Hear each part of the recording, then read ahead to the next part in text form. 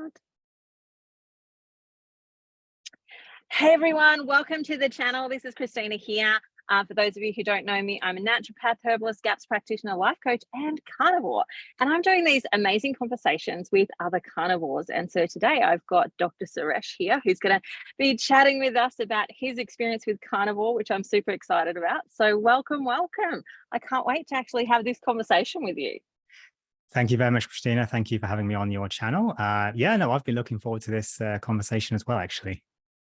Awesome. So I hear that you've actually started your podcast as well. So how is that going? It's actually going really well. I don't have much of a baseline to kind of compare it against. So I'm kind of comparing it against, I guess, other podcasts out there. But yeah, so far it's been up about a month now, getting about 13, 14, 15 downloads a day, which I think is pretty good going for like a month's time. Which I think shows the interest that people have in changing their life, changing their diet, and changing their life because of that. I've been having some great conversations with people. It's fantastic to just connect with other like-minded people, whether that's carnivore or whether it's just low carb or just people interested in the health space and how their diet can influence their health. Yeah, absolutely. It's just really exciting. Yeah.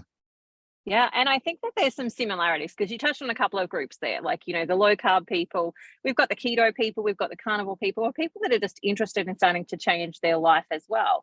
And I think there's a lot of crossover in those people, no matter what sort of dietary protocol you decide to actually follow. There's some really simple things that cross over, like mindset, for example. Like, no matter what you do, you're going to have to bump up against some of your social conditioning and what's been passed down through the generations in our social circles, all of that type of stuff. So there's lots and lots of crossover there.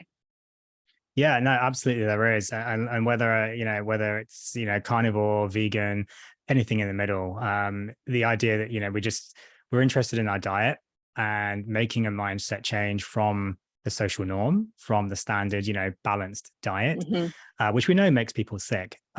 People are just they want to just improve their health, and they realize that diet is an extremely important way of doing that. And everyone's looking for the thing that's going to make them well. And people have a different approach. Yes. Ultimately, people are just looking for what's going to make them well. And that, I think, is something to be explored and shared. And that's where we all have that common ground, whether it's carnivore or vegan or anything in the middle. Yeah, basically. Yeah, absolutely. So let's talk about you. I'm curious, like, what led you to carnivore? Sure. I mean, it's something I've spoke about on my podcast near the start, but yeah, it's an interesting one because, of course, as a doctor, we are trained very much in the kind of the balanced diet, everything in moderation.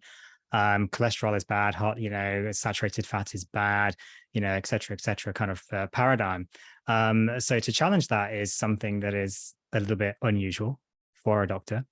And to challenge the idea of, you just need medications and so on, conventional medicine, we know, is very heavily focused on prescribing medications. And I was never really a fan of that right from the early point in my career, my training.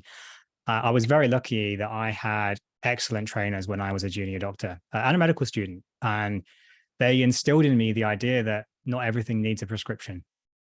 And the idea of stopping medications was actually just as important, if not more important, than starting them. And rather than just adding, change or take away. So really from my early career, I was interested in something slightly different than what most doctors necessarily are kind of used to doing. And throughout my career, I kind of did all this training and so on. When you go through exams in medical school, and beyond, I don't know whether doctors speak about this as well. You're taught to learn the textbook. You're taught to learn the exam. And often those things that you otherwise try and learn, the deprescribing, the diet's important, et cetera, they kind of go out the window because you're learning everything else. Yeah. But I tried to hold on to it and tried to expand this over my career. When I became a GP, I was very interested in trying to help people, not just to prescribe drugs. But really my big change came when I actually met a patient, and I spoke about this on my podcast as well. He basically came in and he's a very nice chap. He's one of these patients that a lot of doctors don't like, because he likes to explore, and he likes to read, and he likes to learn, and he comes in with his own ideas, and that can be challenging as a doctor, can be confronting. And it's often hard when you're presented then with new information as a doctor to look like you don't know what you're talking about. Mm. And a lot of doctors, I think, struggle to say, I actually don't know. I'm pretty okay with that. I'm confident in my own abilities enough to say, I actually don't know, but I'll go look it up. But some doctors are not. So he came in and basically said, yeah, I want to do fasting. And it wasn't just intermittent fasting, because of course I'd heard about this, and I was doing a little bit of it myself, I think, at that point. But he came in and said, yeah, I want to do these prolonged fasts, like 7-day fasts. And I kind of just went, like, what? Like, what is this? Like, that's ridiculous. Like, no, you can't do that. You'll just die. Like, no, that's crazy. And he was like, no, like, everyone, like, people are doing it. I'm not going to die. There's this guy, Dr. Jason Fung. I've probably heard of Jason Fung. Yeah, he's doing it. Like, people are getting really good results. And I was just like, no. Like, my medical brain was like, no, this does not compute. You cannot do it. I can't be involved in this. I'm going to lose my registration and so on. And yeah, basically he said, well, long and short, you're my doctor. I'm doing this. So, if you want to make it safe, you can help me. Otherwise, just, I'm going to do it. So not in a rude way. Like, he was nice about it. But so anyway, I agreed to kind of monitor him with some blood tests and so on, just to make sure it was really safe. And I saw he had these great results. And I was like, wow, like, A, I can't even comprehend that you didn't eat for 7 days. And B, like, a lot of your issues just went away. Stuff that we had kind of no explanation for. Like, all the tests and stuff were all fine, but I mean, I'm sure you see this all the time as well. Everyone's tests are okay, yet there's still a problem. And then he did this a few times, and slowly my kind of eyes were opening a little bit, but still my medical brain was kind of, no, I'm a doctor. Like, this is not in my textbooks. This doesn't compute, etc. And then he came in and said, oh, I'm doing hypercarnivore. And so again, I was like, what is this? Like, I've never heard of it. What is this hypercarnivore? And I was like, oh, are you just eating meat? And he was like, well, yeah, like, I'm kind of just eating meat. Now, he's actually eating a little bit of fruit and stuff as well. He's probably more like a animal-based Paul Saladino type of diet, maybe. But and again, I was just like, no, this is crazy. Like, you're literally gonna die. Like, your cholesterol, oh my God, your cholesterol, like, your heart. Like, I was kind of just like, no, this is just insane. But again, he just said, well, I'm doing it. You'll see the benefits, you'll see on my blood tests and so on. And yeah, I got to admit, like, the results were amazing, like, absolutely amazing. His blood tests were just like the best I've ever seen. And he's one of the very few patients that I've got who actually have got completely normal blood tests, like actually normal, like completely negative inflammatory markers, everything. But again, I just couldn't accept it. Like, no, this goes against too much. Like, I can't accept this as a doctor. Like, yeah, cool, you're doing it and you're good, that's fine, but I can't accept, this. And this kind of went for a while. And then I actually went to Low Carb Down Under last year, 2022. And I heard Dr. Anthony Chaffee's talk, Plants Are Trying to Kill You. Yep. And I saw it on the program, and I thought, okay, like, I got to go to this one. This is a good title. Like, he knows how to make a good title. And it's kind of, oh, this is like a carnivore guy. Like, this is what my patient's doing that saw great success. And then suddenly there was just this doctor that was talking about it, like, in the flesh. And it wasn't like some person on YouTube. Of course, we know people like Dr. Baker, Dr. Berry, Dr. Saladino, etc. And Dr. Chaffee's on media as well now, of course. But yeah, it was someone in the flesh, like, in front of me, a doctor talking about the benefits. And something just kind of clicked in me. And I was like, yeah, let's just try it. Why not? Like, let's just do it. I've been on my own, personal health journey, like everyone, up and down with my weight and so on, just like everyone. And I kind of thought, you know what, like, I've done low carb, I've done keto, I've done intermittent fasting. They all kind of work, but I always end up going off them. Mm-hmm. Just my kind of personality. I'm, addicted to sugar, addicted to coffee, and just addicted to food, basically. And I'm not, I'm slightly ashamed, but not ashamed, to say that. So I thought, why not? So the next day I just went off plants, cold turkey, like coffee, everything. And I was kind of just like, oh, this is going to be horrible. Like, this is going to be horrendous. And it wasn't. And the next day I felt good. And then the day after, so like about 36 hours, like I just felt, oh my God, like I just felt amazing. Like I've never felt like that before. And almost every day since. Like, so yeah, bit of a long-winded introduction there, but that's how I kind of got involved in carnivore. And then I just saw more and more and more and more benefits. And then I kind of just thought, well, you know what? I can't not talk to people about this. Like Yep. this is game changing. Like this is life changing. I can't not talk to people about this. I can't keep this a secret. Not that it's a secret, but you know, I want to employ this in my day-to-day work with people because I can see the benefits it's had.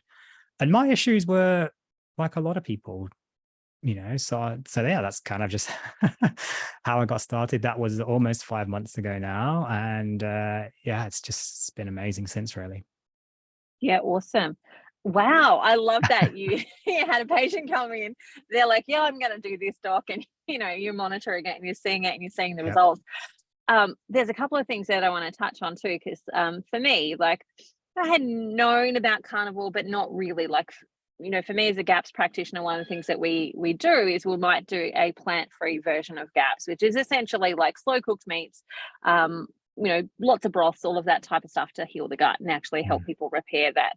So I'd seen that, I'd done that with other people, but I didn't have the term carnivore for it. And even just doing all of the slow cook stuff can be really complicated for people. So then switching and moving into actual carnivore where it doesn't all have to be slow cooked.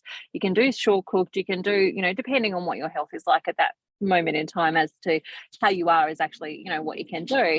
But having come from that place, I saw some results in that, but then going, oh, hang on, there's an easier way. And I feel like, and I don't know if you feel like this too, but I certainly feel like it's a really good hack in the sense of I didn't realize how much of a carb addict I actually was, like sugar addict I actually was, until going on this journey and giving them up and going through like withdrawal of the carbohydrates and all of that.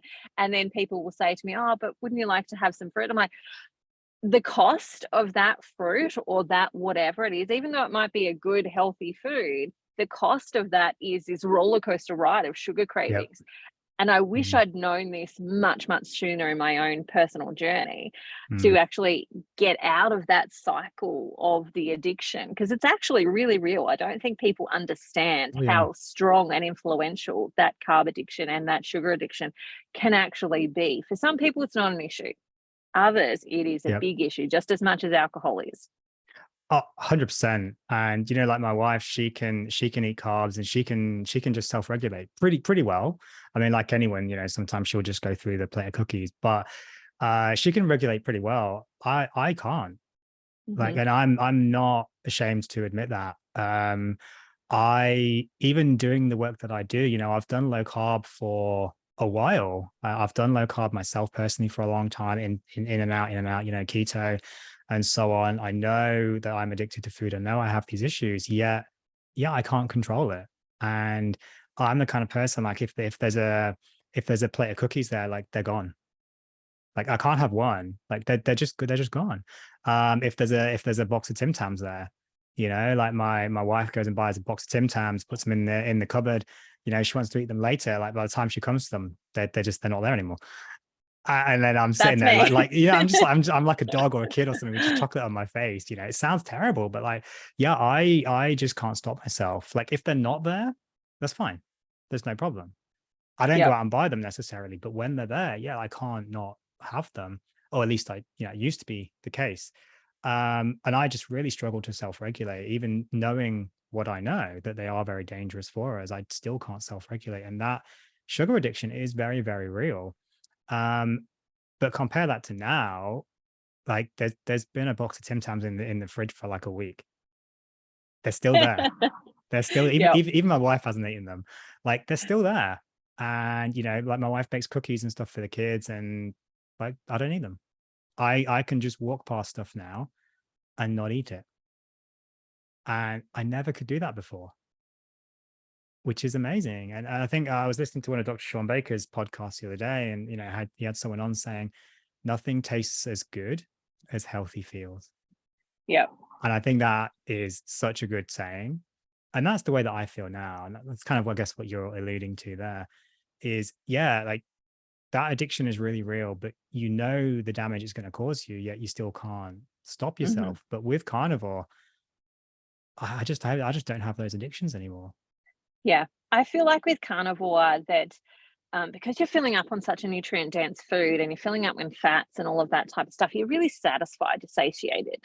And so the desire for whatever that food might give you, which, you know, from my perspective, when I'm working with my patients, many of the things that we talk about is this adrenal kick that that food actually gives them, that, you know, they're lacking in energy, they're lacking in something. And so then Mhm. they'll eat the sugary thing that's going to pump out some adrenaline for them, and so they're running on adrenaline versus actually running on proper, authentic energy that they've actually built. Yeah. And it's a vast difference when you understand that, when you experience like life on proper energy, not just on adrenaline, you go, oh, I don't need to Absolutely. be in flight or fight to make my life work. I get to just actually experience it because Yep. I've got energy to do that with.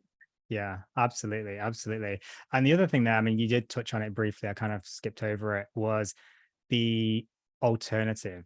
So, and I have this conversation with some people, and they say, oh well, carnivore's, dangerous for you, your cholesterol, whatever, and we can talk about that, of course. But I say to them, okay, well, what's the alternative? So for me, the alternative, if I don't go carnivore, is a life of just binge eating, yo-yo dieting, stuffing my face full of sugar. Yes, you can say, well, don't do that, but that's not my reality. My reality is I can't control myself. And I just yo-yo diet between those times where I want to get healthy and then I just binge. And that's really dangerous for me. So even if we accept the premise that cholesterol is bad, LDL cholesterol is bad, and that's a big if, I'm metabolically otherwise amazingly healthy. And, I got my bloods done the other day and they were all just absolutely perfect. Like if I was looking at that, patient, I would say, you're doing fantastically, like almost the best I've ever seen. So that's the alternative for me. And I think we sometimes forget that. Mm. As you said, even the quote unquote healthy things can be a gateway into an unhealthy lifestyle.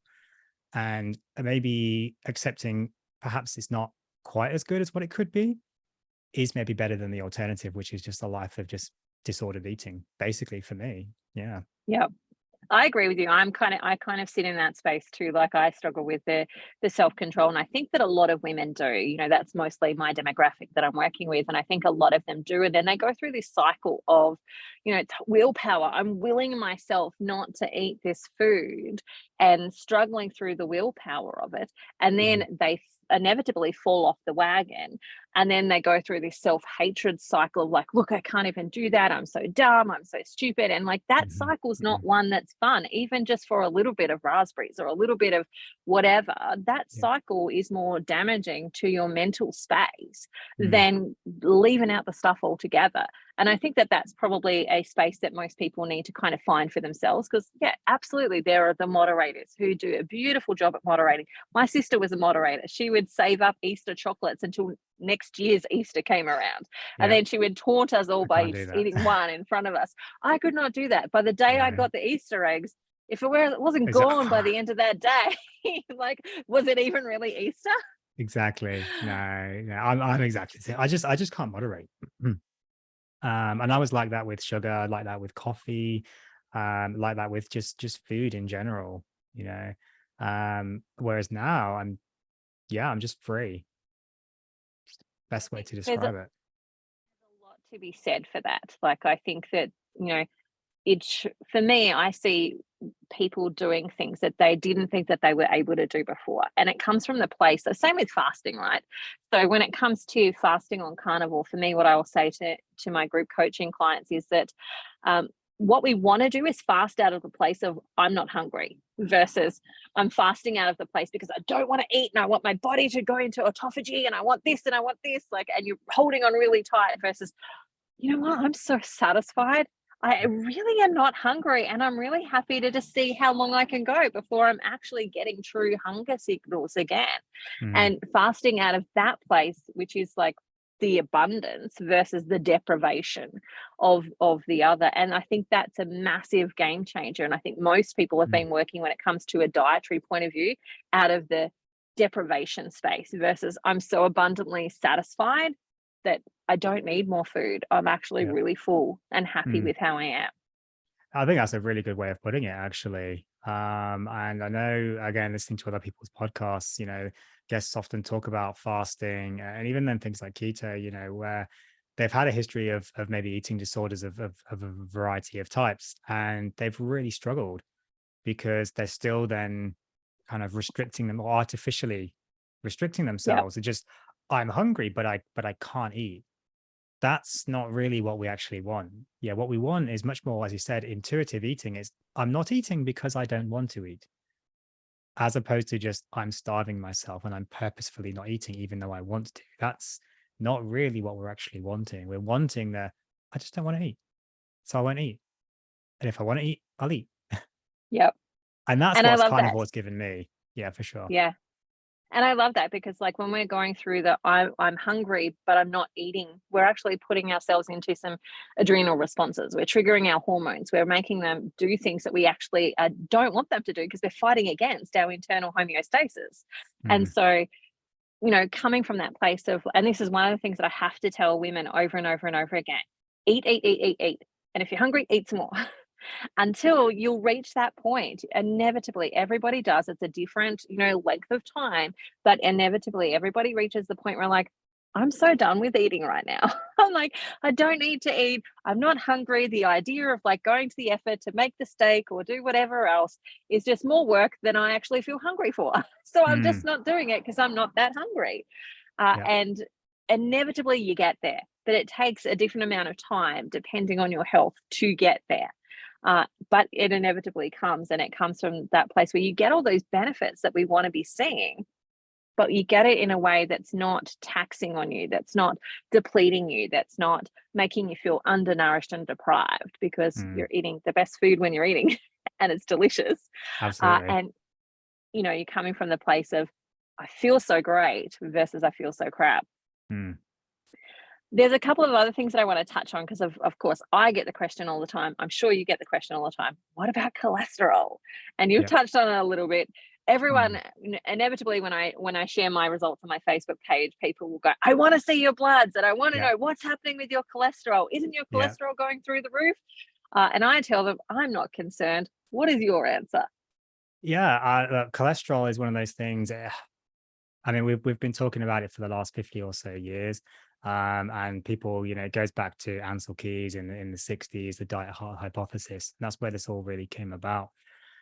We can explore that if you want to, but it's a long story about cholesterol. But I tell people, okay, look, we have to accept that LDL cholesterol, because we're talking about LDL cholesterol mostly. We have to accept that LDL cholesterol is somewhat associated with cardiovascular disease. I mean, there's hundreds and there's countless of studies that show that there is a correlation. If you deny that, well, you basically can't see what's right in front of your face. But correlation doesn't equal causation, for a start. And there are studies like I can't remember the name of it, but BMJ study 2015, 68,000 odd patients. Excuse me, sorry. Big meta-analysis there, systematic review. They looked at 68,000 patients over the age of 60 and found that a higher LDL cholesterol was protective against heart disease and all-cause mortality. So, and that's just one study, and there's countless other studies coming out now where we're questioning this paradigm of the diet heart hypothesis and saying that cholesterol is bad for you. And more and more studies are now saying, well, maybe it's not. Maybe it's actually good for us in many ways. And I say to people, well, okay, look, we accept the premise it's correlated, but it's not causative, because if higher LDL was protective, even for one person, it can't be causative because it couldn't be protective. Hmm. So that alone just blows it out of the water. And then we see studies in things like familial hypercholesterolemia, where these patients have genetically got very, very high cholesterol, and they're thought to be very, very high risk for heart disease. Yet then there's studies showing when you reduce their cholesterol, their risk of heart disease doesn't drop, or at least not significantly, not statistically significantly. And then you see patients who are like vegan, for example, typically very, very low LDL cholesterol. They still get heart disease. Mm-hmm. And the response is always, well, we just need to go even harder. We just need even lower cholesterol. And it's like, okay, fine. But then, even if we accept the premise that LDL cholesterol is bad for us, which I don't think it is, and probably your listeners don't either, but let's just accept that premise for a moment. We've got so many other potential markers for heart disease. We talk about things like a high sensitivity CRP, this chronic inflammation. When it's at low levels, 1, 2, 3, then it's basically potentially a risk factor for inflammation in the heart and the arteries and so on, that can then lead to heart disease. Things like homocysteine levels as well, and then we get monocyte levels. These kinds of things can all be markers for potential heart disease. And then we have then things like the triglycerides, HDL, etc. We know HDL. Sorry, my daughter's creeping into the background of the picture. And we know things like HDL, so it makes it a bit more authentic. HDL is protective. We know that. But then we say things like, okay, well, I've heard doctors say, well, okay, you've cured your diabetes. You've got off your blood pressure tablets. Your blood pressure's perfect. You've lost like 20, 30 kilos. Your waist circumference has gone down 20, 30 centimeters.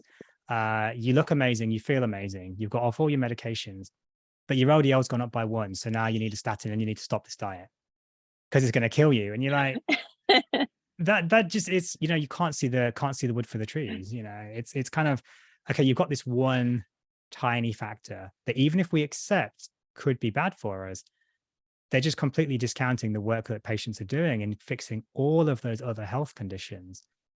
And then just saying, well, your LDL's gone up, so this is dangerous. Yep. It makes no sense. But then that's if you accept that premise. Now, a lot of people don't accept that premise because we know that it can be protective. So how can it be protective if it's causative? We can't deny there's a correlation, but then this is where we start to get into things like damaged LDL, oxidized LDL. And I know Dr. Paul Mason, you've probably heard of Dr. Paul Mason, does a lot of work in this area as well. People should definitely go and check out his YouTube channel, his talks on low carb down under and so on. And this is where we start to get into then oxidized LDL that can then be very, very inflammatory, and as we know is a real risk factor for heart disease. Things like the lipoprotein little a, LDL subfractions, these kind of things. That's when we get the issue. So that's most likely where this correlation comes in, is that people that have a high LDL cholesterol tend to smoke, tend to have diabetes, tend to have high blood pressure, tends to be, very, very overweight, tends to eat a lot of fast food, high trans fat counts, this kind of thing. So if you've got a high LDL, but you're a marathon runner and you don't smoke and you're not overweight, you've not got high blood pressure, you've not got diabetes, your HDL is fantastic and your triglycerides are very low, your CRP is non-existent, your monocytes are very low, your homocysteine level is very low, chances are you're not going to have a heart disease because everything else is perfect. Yep. I think you did a beautiful job of explaining that there. And one of the ways that I talk about it with my clients is, when it comes to the correlation not being causation, it's kind of like, they've turned up and the house is on fire and the firemen are there and they blame the firemen for the fire versus they're there because the house is also on fire. It doesn't mean that they lit the fire, started the fire, is doing anything with the fire other than maybe trying to put it out. But just because they're there doesn't mean that they were the reason that the fire is actually present. And that's what we've got to remember, is that we're looking at the whole picture. If you've reduced all of the other risk factors of having heart disease or having a heart event, you're doing a lot better than you were, even if that one thing has gone up and it is just present when sometimes people have heart conditions, not necessarily the causation of those heart conditions. Absolutely. And I think that's the other aspect that we've got to remember, is it's about the whole picture, not just this one element on a blood panel that if you didn't do the blood panel, you wouldn't have known about. Like you could know that you've lost weight, you can know that your diabetes has reduced, that your energy has improved, all of those things without actually having those blood tests.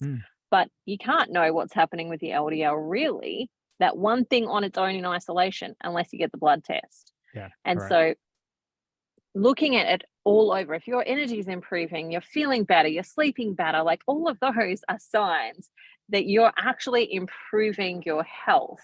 If they were crap, if you were feeling lousy, if all of those things were bad too, then that would be indication for something going wrong. But if they're improving, enjoy the improvements and don't worry about that. Absolutely. Absolutely. I mean, the other way I've heard it put, which I think was quite good, was correlation versus causation is, in the summer, the idea that, okay, if you eat an ice cream, then it increases your risk of getting eaten by a shark. Because in the summer, there's more sharks, there's more people in the ocean, and there's more likely to be shark attacks. Thankfully, they're rare. But also people are on the beach eating ice cream because it's the summer. So eating ice cream causes shark attacks. Well, that's probably not the case. I don't think sharks really are attracted to ice cream in people's stomachs. Yeah, and it's a good example of correlation. Clearly, the two are not causative. You'd have to be pretty crazy to think that, but they're very clearly correlated. That's I the love that difference. analogy. I love It's that not mine. analogy. I can't remember who said it. It's not mine.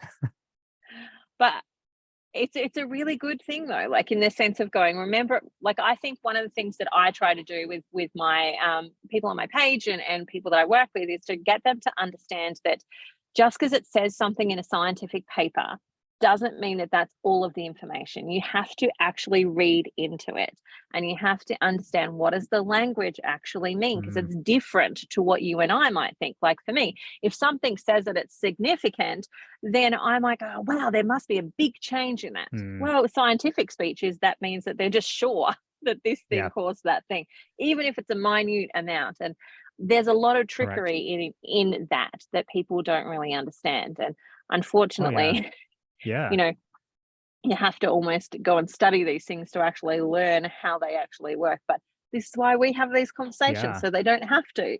No, and absolutely. people can share. Yeah, absolutely. And that's it. That is a good point you make there about studies. And I have got training in this. As a doctor, go through medical school, we learn about statistics and so on.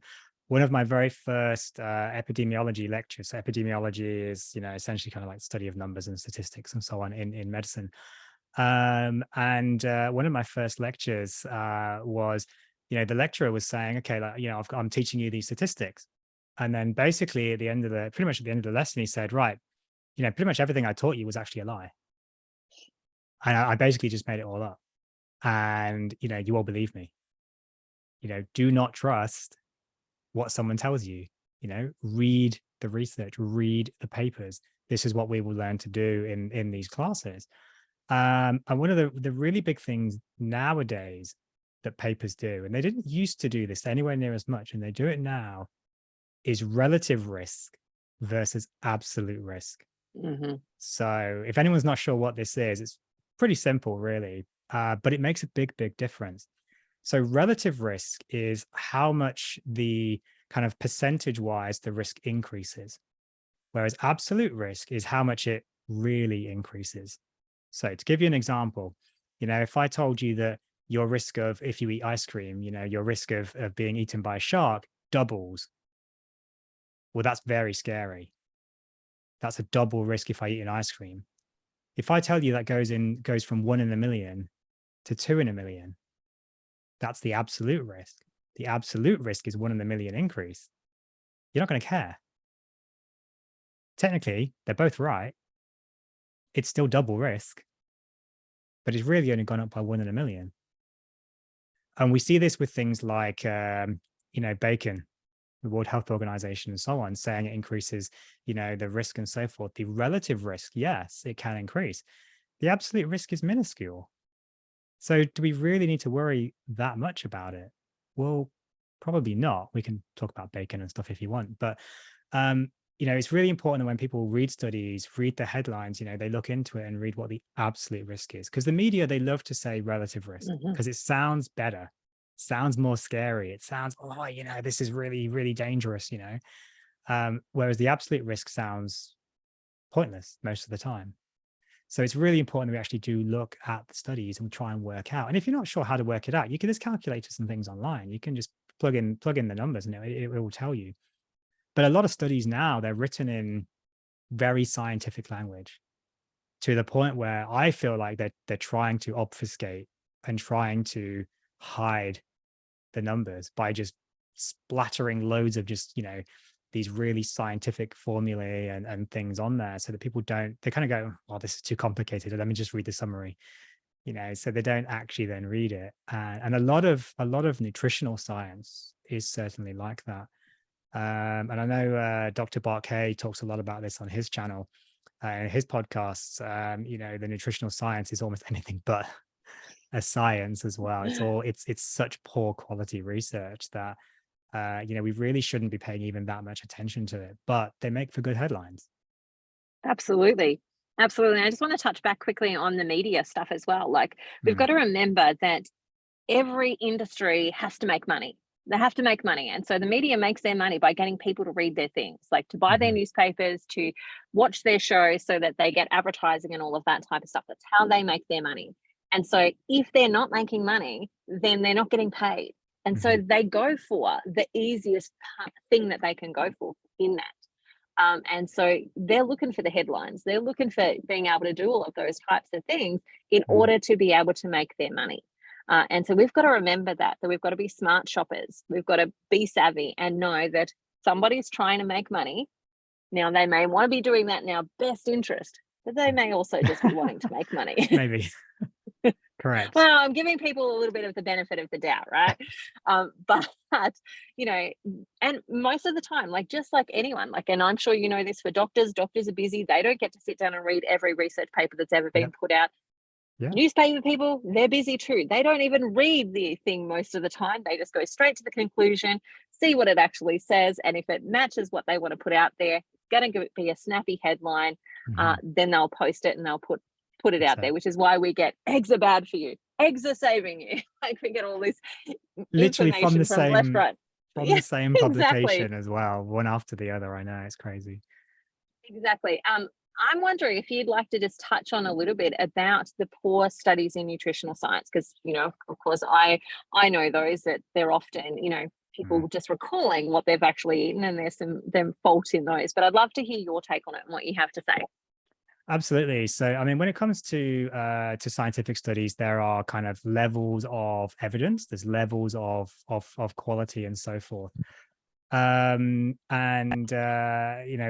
kind of the top of the line, theoretically, we have really probably the best one is the kind of double-blind randomized control trials. Now, what that means, double-blind means that the researcher and the participant doesn't know, neither of them knows what treatment they've had. So to remove any kind of bias from the patient, from the research or anything. Obviously, there's systems in place to kind of monitor, spreadsheets and whatever of randomized numbers. Apologize if you can hear anything in the background, by the way. Kids are at home. And then they obviously do the research there. And then they are doing what we call a controlled trial. So it's kind of in a clinical setting, as many variables as possible are controlled, so that you can really be fairly confident that you actually have the right data. There was very little to no confounders, things that can change the results otherwise. And then they try and take out confounders as well on top and so forth. And then the other thing is they have to have enough power. So there's no point doing a controlled trial for one person, because that could just be a coincidence. And there's various calculations that you can do to work out how many people you need. But essentially, the more people you have, the stronger the result will become. The more likely it is to be a genuine result, essentially. So that's probably the highest kind of level quality. And then you've got slightly lower in what we call meta-analysis or systematic reviews.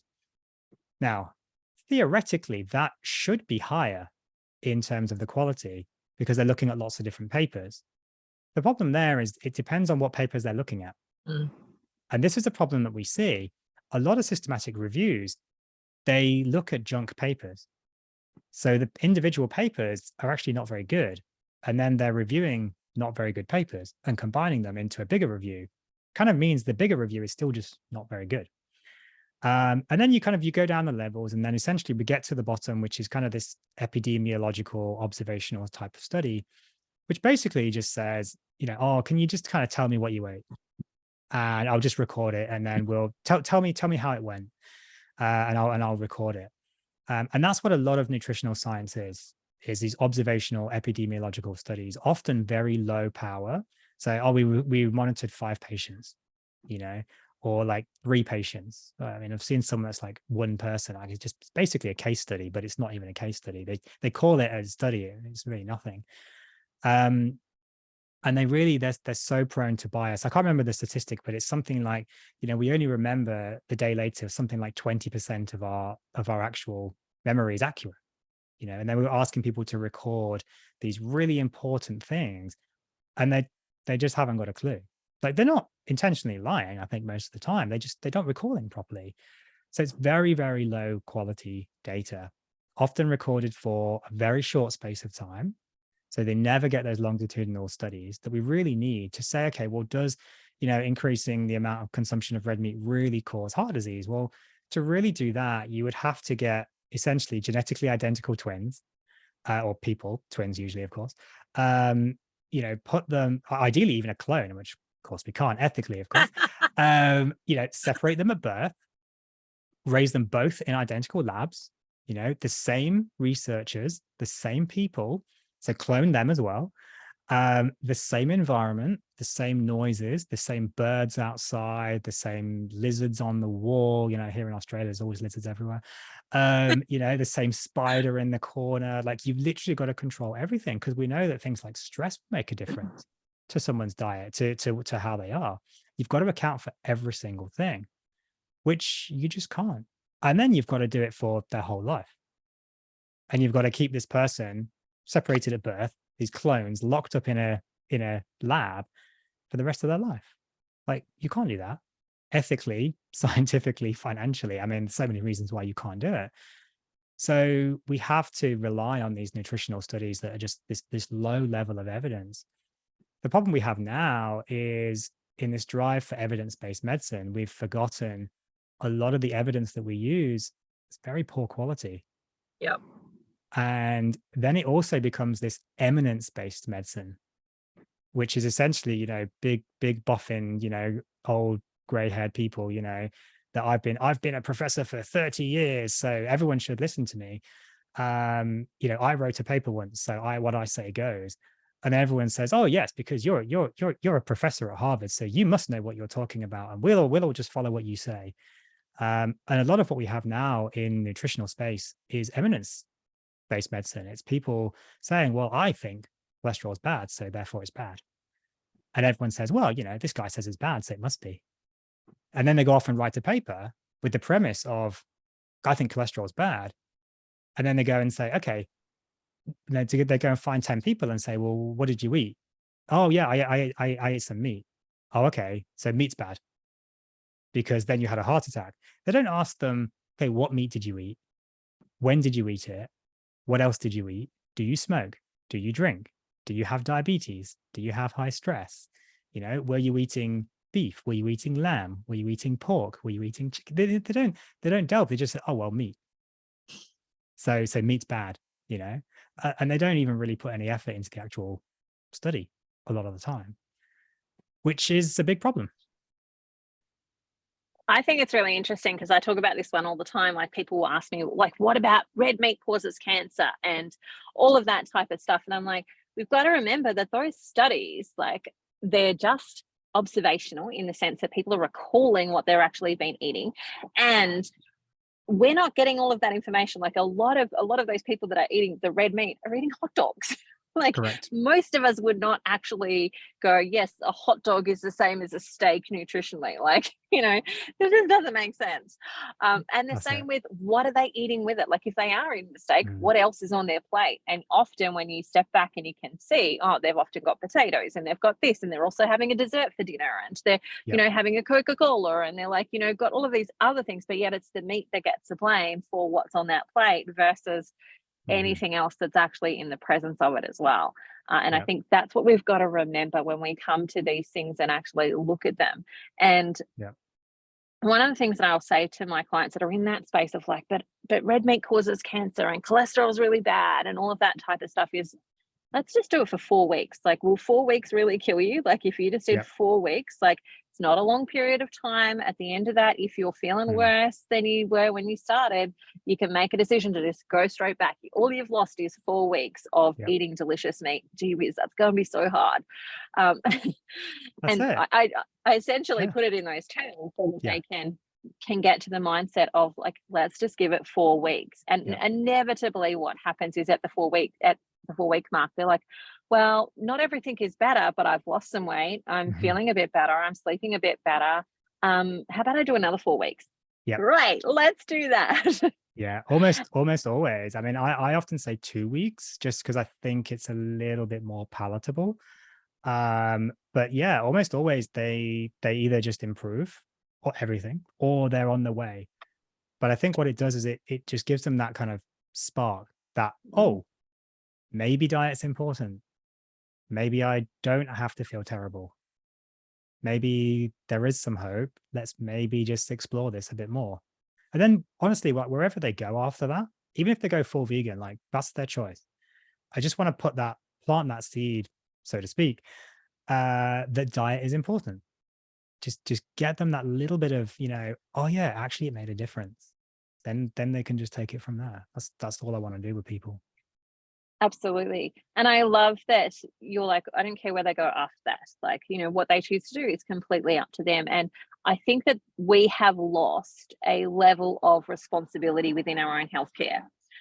I'll share just a little bit for me when I started, like, when I started Carnivore over 7 months ago, I'd hit the point where I was like, I either have to go to the doctor and get on medication, or I have to do something radical about this. And I went, well, if I go to the doctor and I get on medication, then I have to swallow my words and my pride and all of the things. And those things are really hard for me to do. So I think I'll just go and eat meat. And I took my blood glucose. My fasting blood glucose was 21.1, which, is Yeah. fairly serious. Yeah. And I took that down to my average now is either a 4 or a 5. And that was 7 months. No medication, nothing else other than just eating meat and enjoying tasty steaks with plenty of butter and all of the other stuff. Now, not that I recommend people do that, right? If your blood glucose at home is 21, go see a doctor, right? Go do something. But I knew that for me, that was not going to fly. I would be surrendering parts of my heart if I had actually gone and done that. Which meant that I went, okay, I've got to take radical for responsibility for this. Like, if I'm going to do this and I'm going to do it the way that I want to do it, I need to take radical responsibility for my health, the outcomes, and what I do with it.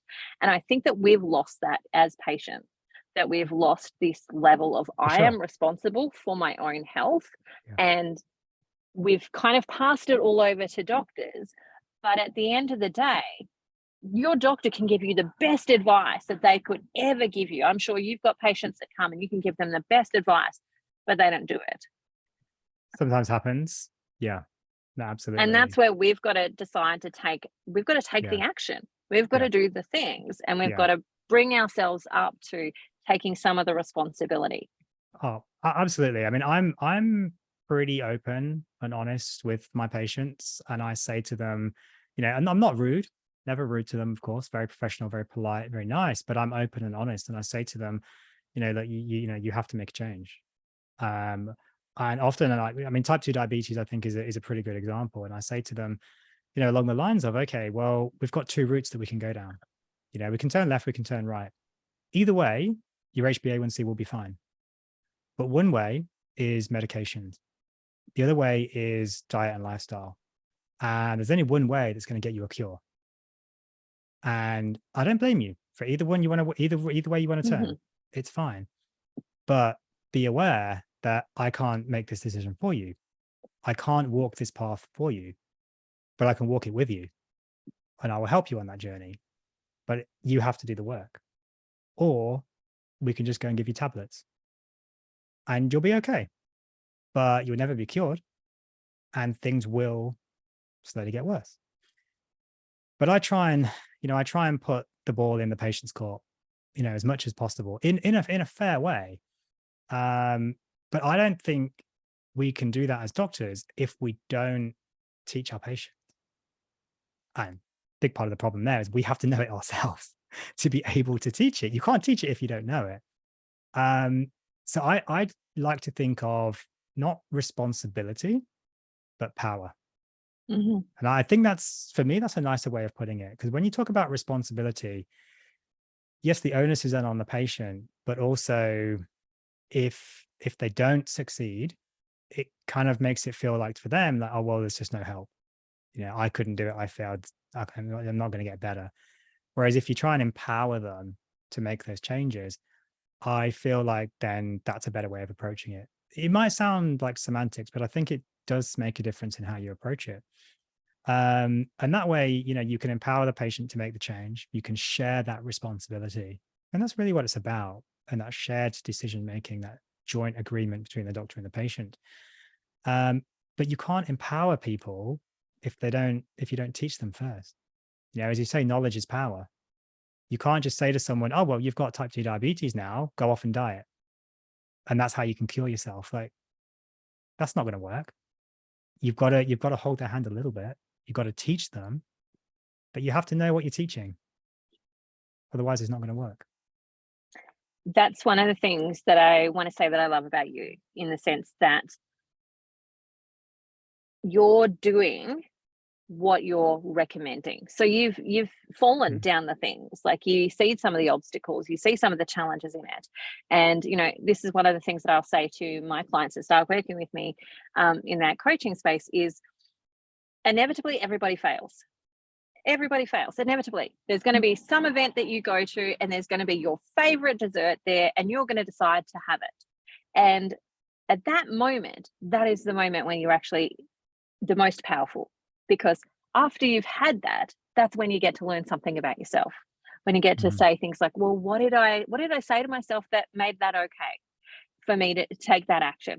What are the social things that were there that led for me to do that? And what can I do differently next time? How can I approach this differently? What can I prepare myself with better differently so that I can do it differently? Or am I going to make a rule where, like, once a month when I go to these events and this thing is there, I'm just going to be okay with eating it, knowing that the rest of the month I'm going to be perfect. What are going to be your things in that? And your decision is completely up to you. You are the one that's going to live it. I'm not going to be there like tapping my finger going, don't eat that thing on the other side of it. I'm actually probably going to be on the other side of the phone going, okay, so what did we learn? What are we gathering from this? What are we teaching ourselves? How are we doing that? And I think the other element that I wanted to touch on there is, so often patients will go to a doctor and get their diagnosis of diabetes or get their diagnosis of whatever condition that they have. And the response back is, you've just got to lose weight. Yeah. And that's often coming from people who have never done the actual work of having to do that, or have never had the metabolic issues and challenges that come with that. And of course, some of that we've talked about in regards to the sugar cravings, the moderation, the coming from the place of I'm so satiated versus I'm depriving myself. Like, there's a whole heap of stuff wrapped up in that. But when you go to somebody who's done it, who is doing it, who is implementing it, they can tell you the pitfalls. They can go, just watch out for when you go to ... That's it. that this sometimes happens. It's okay if it happens, we'll figure it out. But just, I'm letting you know that there's some pitfalls here, there's some challenges there.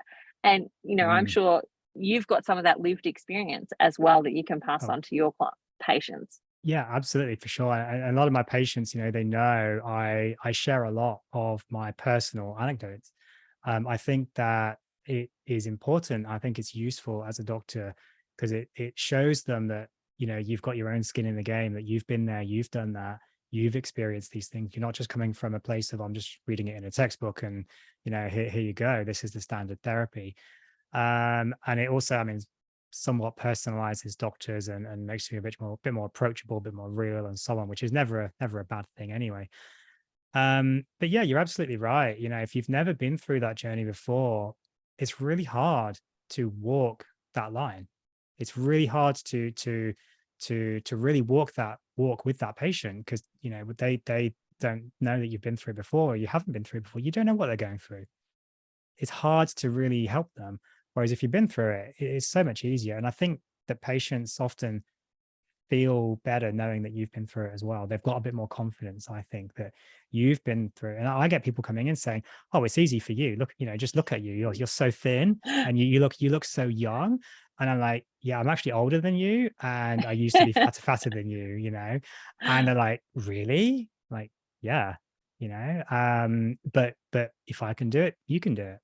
And they kind of just, you see them kind of just like go, "Oh, thank God, like someone who understands me."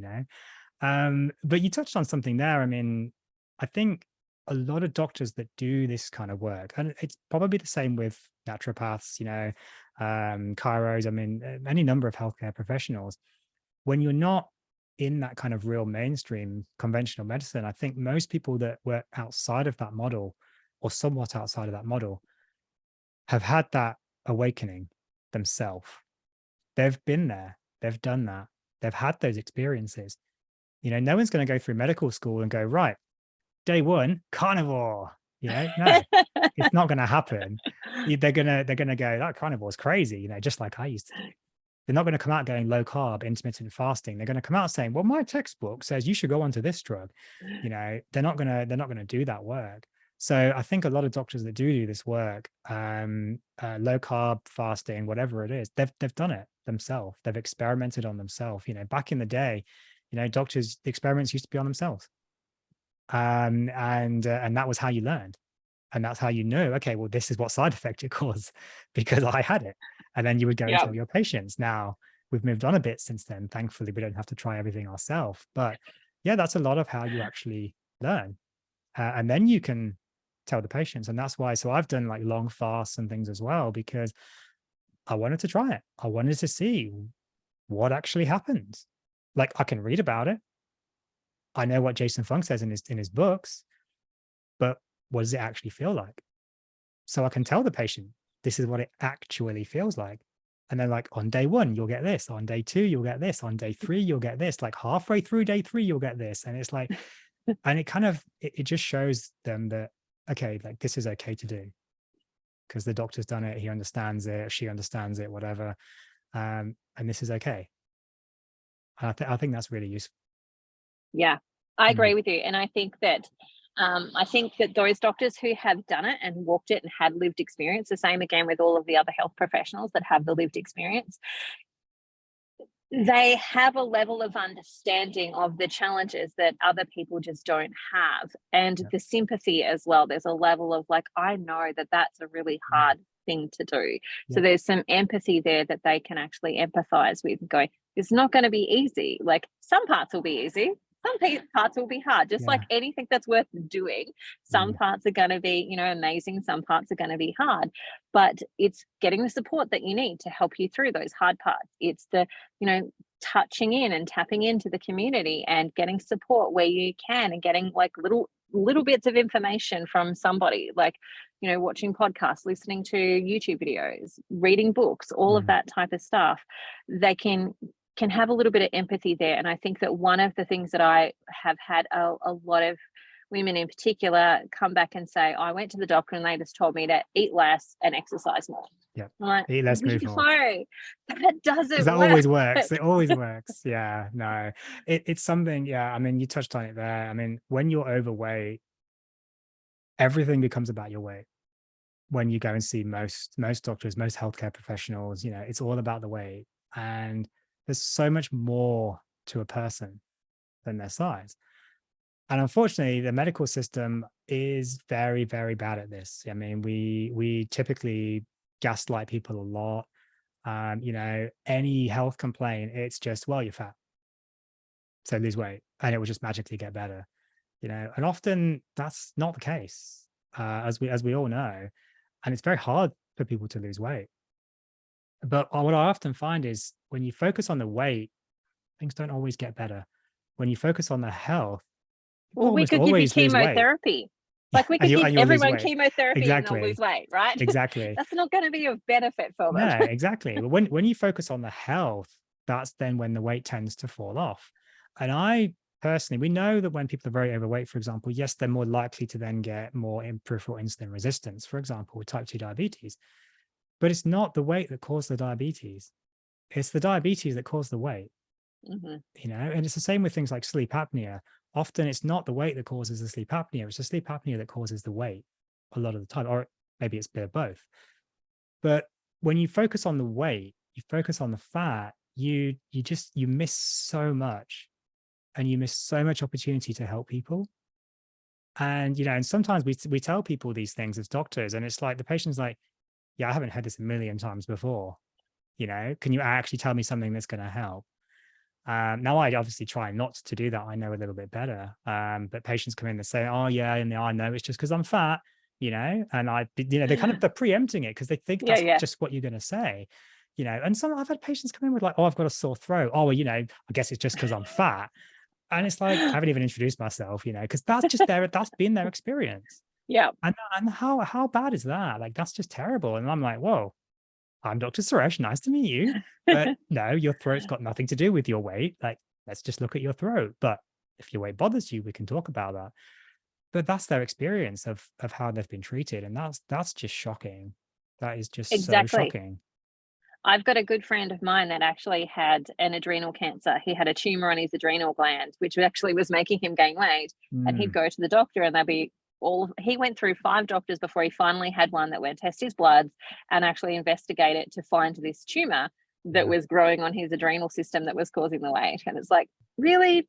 That Yeah. shouldn't be the way things go. We should be No. fully investigating. Even if we think that this is the answer, we should still be honoring our patients and actually fully investigating all of the different options and listen to what they're actually saying.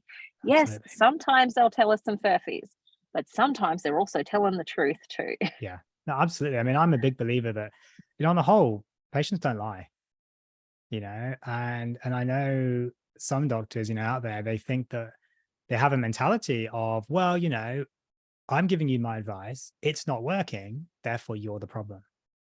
And well, everybody lies. Everybody says they lose weight. Everybody says they eat less, move more, and it doesn't work. So therefore they're lying, rather than just saying, well, maybe my advice is wrong. If I'm telling everyone and it's not working, maybe I'm the one that's to blame, rather than the patients are all somehow, collectively lying against me. They don't even know each other yet. They're all ganging up on me to lie. Maybe it's more likely the advice just doesn't work. They eat Yeah. less, move more. So yeah. Yeah. Okay, so we're coming to the end of an hour, but I Yeah, want to really quickly touch in on, like, I know you've got a little person in the background. How has sure. Carnivore affected your family? Are they involved? Are they not involved? What decisions have you guys made about that for you?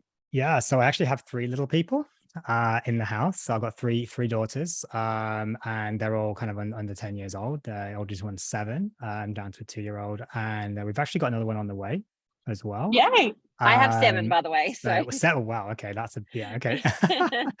um, it has changed things at home. So I'm doing full pure carnivore, conscious of time, so I won't drone on too much.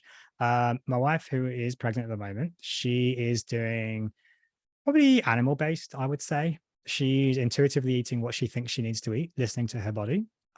She's definitely eating far less sugar than she used to. We're aware, of course, that carnivore isn't recommended in pregnancy.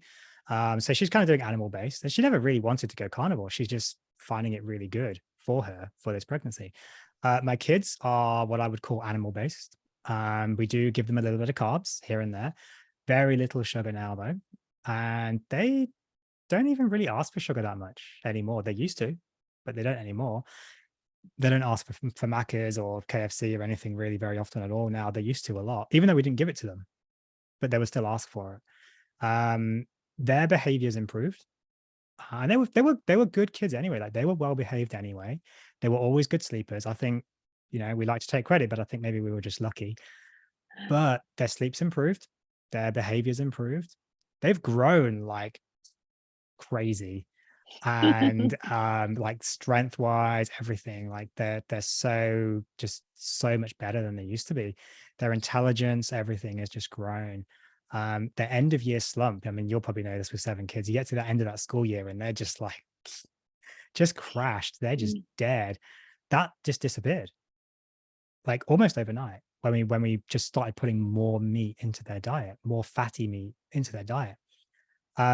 Like, they just come up to the fridge now, like, can I eat some butter? You know, like they don't want like sweets. They just want butter. They want fatty meat, and they just want that kind of good stuff. Really, most of the time. Look, they're kids, so they still want some bad stuff, but you know, they're not perfect. But yeah, it's really made a big difference to them, and they're not wanting for anything. They're not missing anything. We kind of just cook the food. We all eat the same meal. You know, I just eat a bit of it. My wife eats a bit of it. Kids eat a bit of it. Everyone eats what they want to eat. And we all sit down for a meal together. I'm not cooking 10 different meals, you know. Who wants to do that? No, we just cook the same meal. I just eat what I eat, they eat what they eat, and that's cool. So, but they're definitely benefiting for sure. Awesome. Awesome. So, what are your thoughts for the future? Are you thinking you'll stay carnivore? You're going to play with carnivore? Like everyone asks me, are you Yeah. ever going to eat fruit again, Christina? Yeah. I'm like, well, I don't know. I will keep doing it until I don't feel good or my blood tests start to go off. Then I will make a change. But until that point, I will keep doing it because I feel amazing. I feel truly, truly amazing. And I'm not giving that up for anything. I might start. I mean, I've You've got little reintroduced. kids. You can't give up the energy, right? Oh You God, can't give up the no, no. energy. And like it's just crazy. Like we're led to believe society tells us, you know, we must be tired. We must be just feeling old. That's normal. You've got kids, you know, etc. Like you're almost 40. Like, you know, like you're just over the hill. Like, no, I don't feel like that. And I refuse to feel like that ever again. Um, but no, like I sometimes just experiment with a little bit here and there to see what happens. I've had some bad experiences experimenting with herbs and so on, so I'm very hesitant now. But at some point, I'll probably just introduce like a strawberry or something, see what happens. But I just I don't feel the need to. I feel so good. Why change? Yep. I'm with you there. For me, I'm kind of like maybe like 2, 3 years down the track when I'm like fully, set Yeah. and I know that's not going to like take me off the game Mm, and spiral me into like sugar cravings and things like that. Or I'm like, I've got a lot of good habits and control there. I mm, might look at something like that, but at this point in time, it's just not worth it for me. But the mm. other aspect there is who knows what the future's going to bring. Who knows what that's going to be like. uh, we'll Absolutely. we'll deal with that when we get there. But the energy is, that was the thing I was going to touch on is that I have so many people that are in their late 40s, early 50s say to me, I'm just getting old. It must be that I'm just getting Yeah. old. And I'm like, oh my I goodness, you know. have got nearly 40 years that you could potentially have in Yeah. front of you, if not more. Yeah. This is It's not old. it's so disappointing, isn't it? It's shocking. I had a 23-year-old come in the other day and said, I guess I'm just getting old. Oh gosh. And it's like, you are 23. Like, this is what society has done to people that are 23. You think you should feel old. Like, that is shocking, you know? And then I get a lot of people coming in. They feel crap. They feel bad, but they also feel like that's normal. Yep. And They've been it's sold that lie that that's yeah, the normal of what it's like to age, and I'm like, my goodness, I I have know. I have clients that are still roofing in their 80s. They're on the roof doing things in their Exactly. 80s. Like, Exactly. Well, we know we're meant to live to about 120 genetically. So, you know, like 40 is not even middle aged. And it's just, you know, it's crazy. You know, we see people that are like 80, 90 and you know, I remember I had a patient, he was about 95 on no medication, perfectly healthy, no walking frame, like nothing, came in. He was a Italian chap. And he came in and he said, yeah, everyone always asks me what my secret is. And he says, I don't know. You know, I don't know what my secret is. Maybe one day I'll find out. And I said to him, well, I know what your secret is. You've just looked after yourself. And you had a good partner who looked after you and you ate good food. And that was it. It's not rocket science. I love it. I love it. So, first of all, where can people find you if they want to come and work with you or they want to listen to your podcast? Where can they find you? Sure. So I've got I work in a couple of clinics in and around Brisbane, Southeast Queensland. My website, drsuresh.com.au, or also themeatmedic.com. The Meat Medic is my podcast. So MEAT, meat. And that's got all my socials and stuff on there, Instagram, etc. So I'm either at Dr. Suresh Khirwadkar or at the Meat Medic, depending on which social media you're looking at. Yeah, like if people are interested, definitely you can check out my podcast. If anyone out there has got their own health story to share, they can come on and we can interview them. I'd love to get you on my channel if that's okay at some point, get your take on Love it to. all. But yeah, definitely just you can check out themeatmedic.com or drsuresh.com.au as well. Awesome. Awesome. Because I know people are always looking for GPs, particularly who have got this type of mindset, that Yeah. are willing to explore and look and try things out that are slightly different to what, they maybe have been used to. So, I know people are always on the lookout for guys like you. Yeah. So last thing, if somebody was listening to this podcast and they're like, you know what, I'm thinking I might give it a try, what would Mhm. be like some of your top tips that you would tell them? So first thing is probably just do it. Basically, just go for it. Don't procrastinate. Don't overthink it. Think of it like just a trial. 1 week, 2 weeks, a month, maybe whatever takes your fancy. Usually, I'd say to people maybe 2 weeks, but I said to a patient the other day, maybe just a week because they wanted to, but they kind of are 2 weeks is quite long. So I said, okay, what about a week? Like, oh yeah, a week. You know, a week is quite easy. I can do that. And then they said, oh yeah, maybe I can just roll it into another week then, and then another week and another week. And yeah, easy then. So I would say if you're thinking about making a change, whether it's carnivore, whether it's low carb, keto, vegan, whatever it is, just make that change. Just go for it. Do some research by all means. Listen to podcasts. Check out your channel, of course. But just go for it. Don't hesitate. Don't procrastinate. Don't overthink it. Just start that change. Start that process. And if you have problems, go and see someone. But yeah, otherwise, just make that change, and then just get that experience, get that reality of how it can improve, and then just roll with it. Really, Yeah. I don't like to overcomplicate it. I love that. And one of the things that I say to people is on that first week, pick your favorite meats. Like pick your, Yeah, if you love salmon, go get salmon. If you love yeah, oysters, go get oysters. Pick your favorite so that every meal you're like, I can't wait for lunch. I can't wait for dinner. You're good point. excited to actually eat it. Then figure out all the other stuff after that. Like, Yeah, figure out if you need to change things or alter it or tweak it or like, make it a little bit cheaper for you yeah, after that. yeah. No, Do all that's that a stuff very good after point. that. Yeah, it's a good point. Make it fun. Get a buddy maybe sometimes as well can be helpful. Absolutely. Yeah. Good. I want to thank you so much for this. It's been amazing actually talking to you. I've really enjoyed And it. you. Um, I look forward to hearing some of your podcasts and talking to you again in the future. Thank you so much. Yeah, absolutely. You're welcome. Take care. Bye.